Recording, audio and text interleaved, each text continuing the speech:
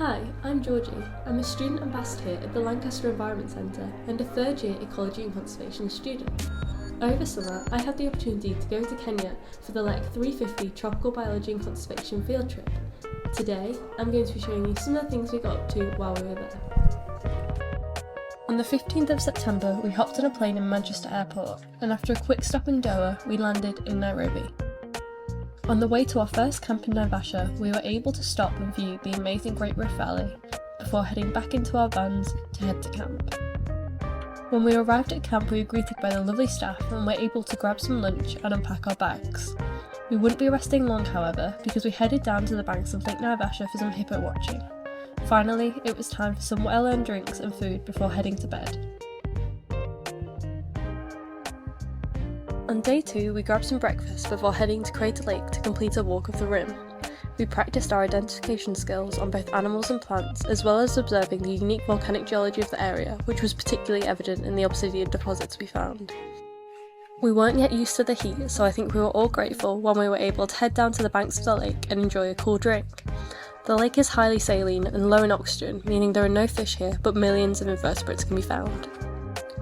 Back in camp, we used nets to catch butterflies and other invertebrates, not without the help of Socks, the camp's dog.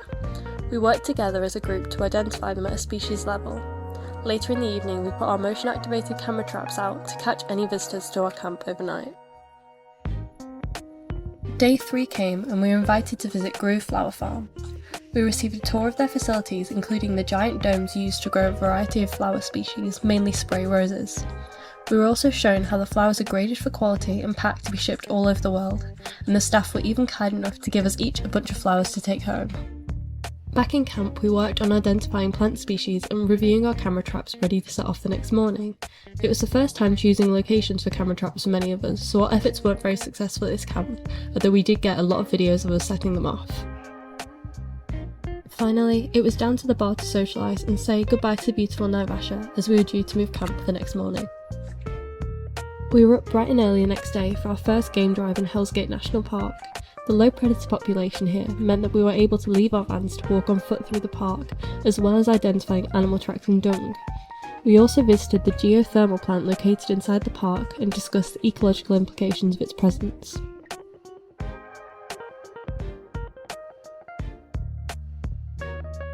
On the way to our next camp in Nakuru, we visited the Kilimandege Raptor Sanctuary. They host a wide variety of raptors with the hope of rehabilitating them and releasing them back into the wild. I for one really enjoyed seeing vultures this close up, and they definitely all had their own personalities. And it was back in the vans and on to our next camp in Nakuru National Park, where we received a talk from the Kenya Wildlife Service, who manage all of the national parks. The next morning, we went on a game drive in Nakuru, where we saw a lot of the large animals for the first time, including lionesses and rhinos.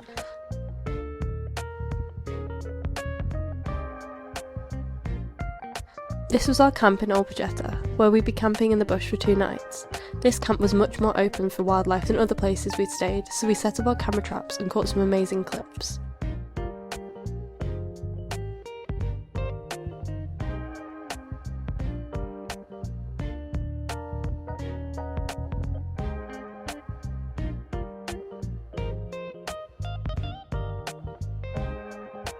Then it was time for dinner around the campfire and a quick hello to the local invertebrates before heading to bed.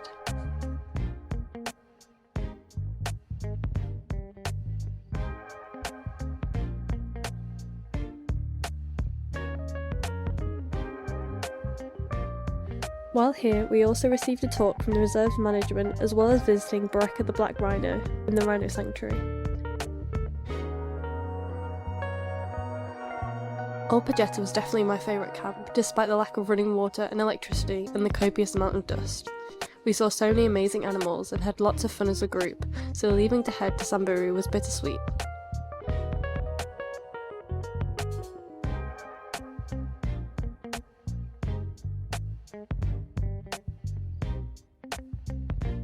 We did a short game drive around Samburu National Park and watched the sunset before heading to Umoja River Camp, where we'd be staying for just 1 night.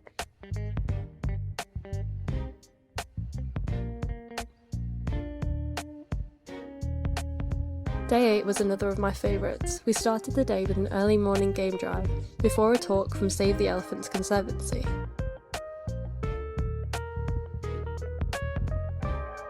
We then headed to Impala Research Centre, where we'd be staying for the final few days of the trip. When we arrived, we headed down to watch the behaviour of some hippos. We also received a tour of the research plots where long-term monitoring takes place. Finally, we compared the vegetation inside versus outside of the fenced area and saw a herd of elephants walk right past, before going on a nighttime game drive and heading to bed. Before breakfast, we headed up to the long-term monitoring plots to practice point counts of birds where herbivores were allowed versus where they're excluded, as well as catching and identifying more butterflies.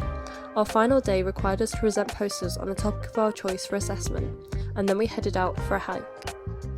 The view was absolutely breathtaking, and this was definitely a highlight for me, as I'm sure it was for many of the others.